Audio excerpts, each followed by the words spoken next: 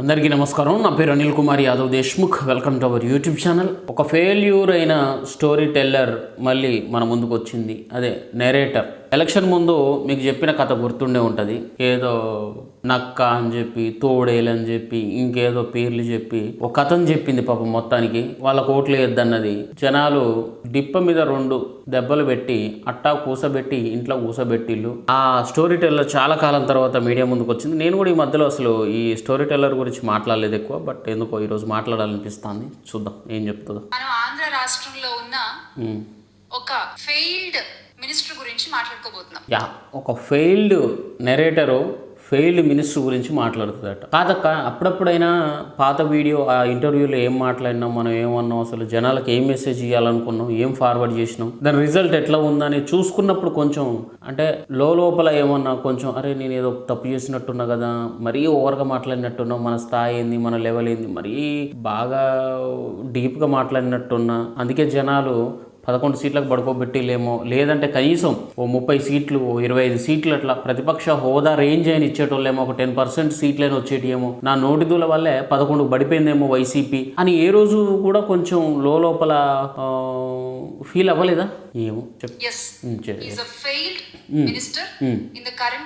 AP coalition government ఈ రోజున్న ఈ కూటమి ప్రభుత్వంలో ఆయన ఒక ఫెయిల్ అయినటువంటి మంత్రి.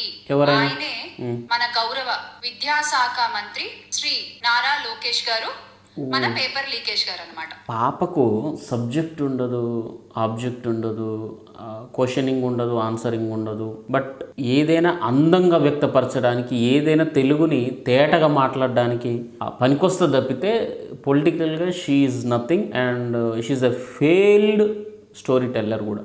ఈయనని ఎందుకు ఇంత ఖచ్చితంగా ఒక ఫెయిల్డ్ ఎడ్యుకేషనల్ మినిస్టర్ అని చెప్తున్నానంటే, నేను ఒక విద్యాశాఖ మంత్రిగా ఉన్నప్పుడు ఆయన చేయాల్సినటువంటి బాధ్యతలు ఏంటి, ఆ రంగంలో అభివృద్ధి చేయడానికి, ఆ విద్యా రంగాన్ని అభివృద్ధి పదం వైపు నడిపించడానికి ఆయన తీసుకోవాల్సినటువంటి ప్రణాళికలు ఏంటి, ఆయన అండర్లో ఉన్న గవర్నమెంట్ స్కూల్స్ ని ఆయన ఎంత జాగ్రత్తగా చూసుకోవాలి, అందులో చదువుకునే పిల్లల యొక్క భవిష్యత్తును దృష్టిలో పెట్టుకుని ఆయన వేసేటువంటి ప్రతి ఒక్క అడుగు కూడా ఉండాలి. కానీ అంటే ఇప్పుడు ఒక ఎడ్యుకేషనల్ మినిస్టర్ ఎటువంటి నిర్ణయాలు తీసుకోవాలా, ఆయన మినిస్ట్రీలో ఎటువంటి మార్పులు చేర్పులు చేయాలనేది యూ టెల్ దెమ్మా. అంటే నువ్వు స్టోరీ టెల్లరా? అంటే నువ్వు చెబితే లోకేష్ గారు వినాలి, విని సలహాలు తీసుకొని చేయమంటారా? ఏం మాట్లాడతాను నిజంగా. ఈ రోజున ఆంధ్ర రాష్ట్రంలో ఉన్న విద్యాశాఖ మంత్రి గారి అండర్ లో గవర్నమెంట్ స్కూల్స్ ఎంత దారుణంగా ఉన్నాయో మొన్నటికి మొన్న ప్రాణాలు కోల్పోయిన ఒక బాలుడి సంఘటనతో, ఆ ఉదాహరణతో మళ్ళీ చర్చనీయాంశమైంది. అంటే హానెస్ట్గా చెప్తాను, నిజంగా అది ఎక్కడ జరిగింది, ఎలా జరిగింది అనేది అయితే నాకైతే క్లారిటీగా తెలియదు. స్కూల్ వాల్స్ కానీ ఏమైనా పైకప్పు కానీ ఊడిపోయేది ఉంటే అక్కడ ప్రిన్సిపల్, అక్కడ ఉన్న సిబ్బంది కొంచెం చూసుకోవాలి. దాన్ని ఎడ్యుకేషనల్ మినిస్టర్ పోయి చూడగలుగుతాడు. ఈరోజు ఇది కూలుతుంది, ఈరోజు ఇది ఉంటుంది, అది ఉంటుంది. సార్ మా బిల్డింగ్ మీద బాగాలేదు సార్, దీని పరిస్థితులు బాగాలేవు, కొంచెం దీని మీద ఫోకస్ పెట్టండి సార్, కొంచెం దీని మార్పులు చేర్పులు చేయండి, లేదంటే ఇది కూలిపోయేలా ఉంది, పిల్లలకి ఇబ్బంది అయ్యేలా ఉందని చెప్పి అక్కడ ప్రిన్సిపల్ వాళ్ళ అధ్యాపకులు అప్లికేషన్ పెడితే దానికి మినిస్టర్ రెస్పాండ్ అవుతారు. ఎవరైనా వెంటనే దాన్ని షిఫ్ట్ చేయడం కానీ, కొత్త బిల్డింగ్ అపాయింట్ చేయడం కానీ, తాత్కాలికంగా ఇంకో దగ్గరికి కానీ షిఫ్ట్ చేయడం జరుగుతుంది. ఇప్పుడు మా ఊళ్ళో కూడా స్కూలు మరీ పడిపోయే పొజిషన్కి వచ్చింది. మా టీచర్లు చెప్తారన్నమాట మాకు వెంటనే, పిల్లల పరిస్థితి ఇట్లా ఉంది, వర్షాలు వచ్చినప్పుడు కొంచెం కురుస్తూ ఉంది, కొంచెం దీని మీద శ్రద్ధ పెట్టమన్నప్పుడు వెంటనే కొత్త బిల్డింగ్ మాకు కన్స్ట్రక్ట్ అయింది, ఆ బిల్డింగ్లోకి షిఫ్ట్ అయిపోయారు అన్నమాట. ఇది ఒక 10 years బ్యాక్ జరిగిన స్టోరీ. అట్లా ఇంకేమన్నా ఉన్నా కానీ అట్లా ఫార్వర్డ్ అవుతూ ఉంటుంది. దానికి ఎడ్యుకేషనల్ మినిస్టర్ డైరెక్ట్గా టార్గెట్ చేస్తుంది మన ప్రభుత్వం అధికారంలోకి వచ్చిన దగ్గర నుంచి విద్యా రంగంలో ఎన్ని అవకతవకలు జరుగుతున్నాయి, ఎన్ని పేపర్ లీకులు జరుగుతున్నాయి, ఎంత అన్యాయం జరుగుతోంది. గవర్నమెంట్ స్కూల్స్ లో ఎన్నిసార్లు ఫుడ్ పాయిజనింగ్ అయ్యి పిల్లలు హాస్పిటల్స్ పాలయ్యారు, కొంతమంది అయితే ప్రాణాలు కోల్పోయారు. అలాగే విద్యారంగం ఫుడ్ పాయిజనింగ్ అయినా, ప్రాణాలు కోల్పోయినా మీరు అక్కడికి వెళ్ళొచ్చు, ఫైటింగ్ చేయొచ్చు, నేను దాన్ని కాదనట్లేను ఎక్కడన్నా జరుగుంటే. కానీ అక్కడ కూర్చొని అబద్ధాలని అందంగా తయారై తెలుగులో చెబితే జనాలు పిచ్చోళ్ళు కాదు కదా శ్యామల, జనాలు పిచ్చోళ్ళు కాదు.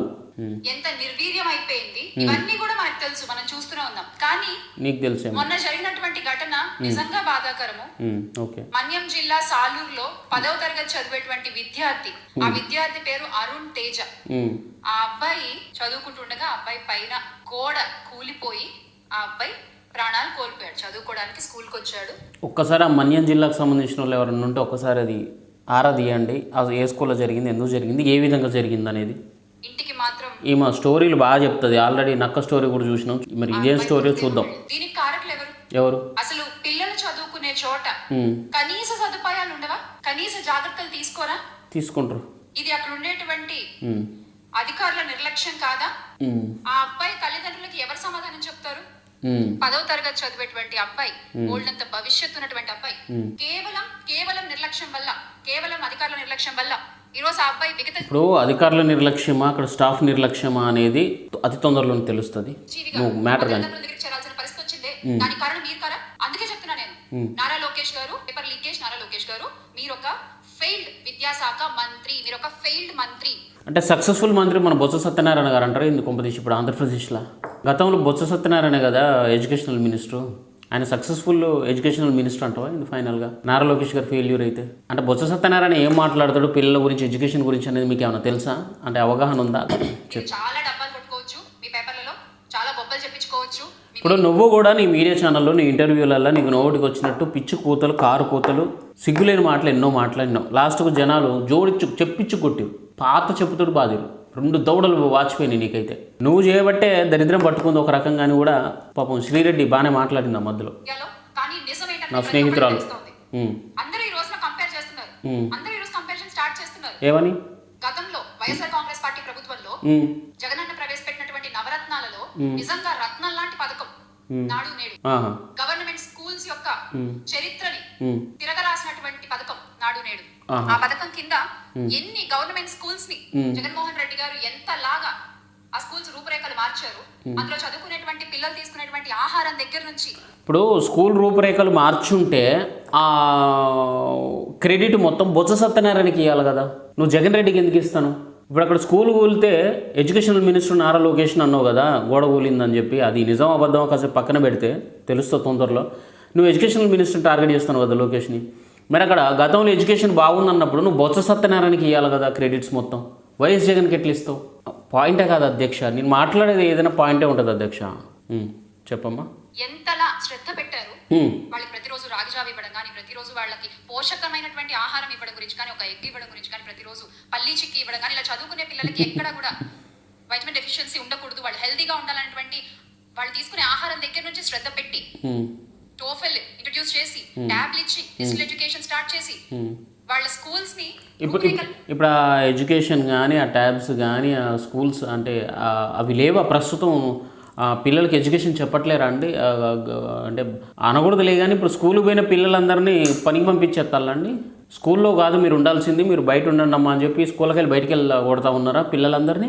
అంటే నువ్వు మాట్లాడేది అట్లే ఉంది. ఇప్పుడు గతంలో పిల్లలందరూ స్కూల్కి వస్తే స్కూల్లో కూర్చోబెట్టేవాళ్ళు, కానీ ఇప్పుడు అట్లా లేదు వ్యవస్థ మొత్తం. ఇప్పుడు స్కూల్లోకి వస్తే చల్ స్కూల్ కిందకి వస్తారు, ఇంటికి పోర్రా మీరు అందరని చెప్పి ఇంటికి వెళ్ళకూడతారు అన్నట్టుగా ఉంది కదండి. చెప్పండి. మొత్తం వాళ్ళు చదువుకోవడానికి కావాల్సినటువంటి ఒక ఎన్వైరన్మెంట్ అక్కడ క్రియేట్ చేసి అంతలాగా ఆయన విద్యారంగాన్ని అభివృద్ధి చేస్తే ఈ రోజు మీరేం చేస్తున్నారండి? సరిగ్గా స్కూల్స్ ని పట్టించుకోకుండా, ఆ స్కూల్స్ ఏ స్థితిలో ఉన్నాయో తెలుసుకోకుండా, దాన్ని బాగు చేయకుండా, గోడలు కూడి పిల్లలు చనిపోతే ఆ తల్లిదండ్రులకి కడుపు కోతను మిగులుస్తున్న ఘనత ఇప్పటి విద్యాశాఖ మంత్రి నారా లోకేష్ గారు. ఇది నోట్ చేసుకోండి. అండ్ చాలా ప్రౌడ్ గా చెప్తాము, గవర్నమెంట్ స్కూల్స్ లో అడ్మిషన్ కి రికమెండేషన్లు చేయించుకున్న ఘనత కూడా వైఎస్ఆర్ కాంగ్రెస్ పార్టీ ప్రభుత్వానికి దక్కింది. ఎస్, ఎక్కడైనా ప్రైవేట్ స్కూల్స్ లో మాకు అడ్మిషన్ కావాలి, రికమెండ్ చేయండి అంటూ తల్లిదండ్రులు అడుగుతూ ఉంటారు. కానీ జగనన్న చేసినటువంటి మార్పుల వల్ల, జగనన్న హయాంలో ఇంక్లూడ్ టీచర్స్ దగ్గర నుంచి వాళ్ళు బోధించేటువంటి విధానం వల్ల ఎంత అడ్మిషన్స్ పెరిగాయి గవర్నమెంట్ స్కూల్స్ కి. దాని వల్ల సీట్లు దొరక్క మాకు గవర్నమెంట్ స్కూల్లో మా బాబుకి సీట్ కావాలి, కొంచెం రికమెండ్ చేయండి అని గవర్నమెంట్ స్కూల్ అడ్మిషన్స్ కోసం రికమెండేషన్స్ అడిగారు. అంటే ఎంత గొప్పగా గవర్నమెంట్ స్కూల్స్ ని తీర్చిదిద్దారు జగన్మోహన్ రెడ్డి గారు, మనందరికీ తెలిసిన విషయమే. అక్కడికే వస్తాను. అంటే ఇప్పుడు మీ పిల్లలకు కూడా గవర్నమెంట్ స్కూల్లో సీట్ కావాలని చెప్పి అప్పట్లో నువ్వు కూడా రికమెండ్ చేసినావు, జగనన్నకి రికమెండేషన్ పంపించినావా? పోనీ వైసీపీలో ఉన్న ఏ మినిస్టర్ అయినా కూడా వాళ్ళ పిల్లల్ని గవర్నమెంట్ స్కూల్కి పంపించిల్లా? పోనీ లేదు. సరే, అదంతా పక్కన పెడితే గవర్నమెంట్ స్కూల్లో అడ్మిషన్ కోసం రికమెండేషన్ అడిగే స్థాయిలో స్కూల్ని డెవలప్మెంట్ చేస్తుంటే కూటమి వచ్చిన 2 సంవత్సరాలలోనే గోడలు కూలిపోతాయా? అంటే నాకు నిజంగా అర్థం కాదబ్బా. ఇప్పుడు నాడు నేడు అనే ఒక స్కీమ్ పెట్టి స్కూళ్ళని అభివృద్ధి చేసి వాటిని మంచిగా డెవలప్ చేసి వాటిని మంచిగా పెయింటింగు, మంచిగా వాటిని బందోబస్తుగా బలంగా గోడల్ని పునాదుల్ని పిల్లర్లని స్లాబ్ని తయారు చేసి పెడితే కూటమి 2 సంవత్సరాల్లోనే వచ్చినాక ఎమ్మటే మళ్ళా కొత్త బిల్డింగ్ మొత్తం కూలిపోతుందంటారా మరి? అంటే అంత నాసి రకంగా తయారు చేసి ఇలా అని చెప్పి నేను అడగాల్సి వస్తుంది కదా అధ్యక్ష. ఇప్పుడు చెప్పమ్మా. అలాగే ఇంకొక విషయం చెప్పు. నాకు తెలిసి భారతదేశ చరిత్రలో ఎప్పుడు ఎక్కడ కని విని ఎరుగునటువంటి ఒక గొప్ప చరిత్ర వైఎస్ రాజశేఖర్ రెడ్డి గారి ఒక ఆశయాల్ని ముందుకు తీసుకెళ్తూ వైఎస్ జగన్మోహన్ రెడ్డి గారు పేదవాడికి విద్య అందాలి అనేటువంటి రాజన్న మాటల్ని ముందుకు తీసుకెళ్తూ చేసినటువంటి గవర్నమెంట్ స్కూల్ రిఫార్మ్స్ లో ఇంకొక చరిత్ర ఏంటో చెప్పనా? గవర్నమెంట్ స్కూల్ స్టూడెంట్స్ ఐక్య రాజ్య సమితిలో పార్టిసిపేట్ చేయడం, అక్కడికి వెళ్ళి అక్కడ ఉండేటువంటి స్టూడెంట్స్ ఇంప్రెషన్ ని గెయిన్ చేయడం, వాళ్ళు మన ఆంధ్ర రాష్ట్ర గవర్నమెంట్ స్కూల్ పిల్లలతో ఫోటోలు తీసుకోవడం. This is called history. అంటే ఇప్పుడు ఆ క్రెడిట్స్ మనం పిల్లలకి ఇద్దామంటావా, లేకపోతే జగనన్నకి ఇద్దామంటావా, లేదా ఎడ్యుకేషనల్ మినిస్టర్కి ఇద్దామంటావా, ఎవరికి ఇద్దామంటాను నువ్వు? ఇప్పుడు మన పిల్లలు అంతా గొప్పగా చదివిలంటే నిజంగా అందరికీ అది గర్వకారణం, దాంట్లో ఎటువంటి డౌట్ లేదు. కూటమి ప్రభుత్వంలో ఉన్నప్పుడు కూడా పిల్లలు చాలా చక్కగా చదువుతారు, మంచి గ్రేడింగ్ వస్తుంది, మంచి పాయింట్స్ వస్తున్నాయి, అది కూడా అప్రిషియేట్ చేయాల్సిన విషయం. కానీ మా జగనన్న వల్ల అనేది మాత్రం తప్పు. ఎందుకంటే జగనన్నకు మాట్లాడడమే సక్క రాదు.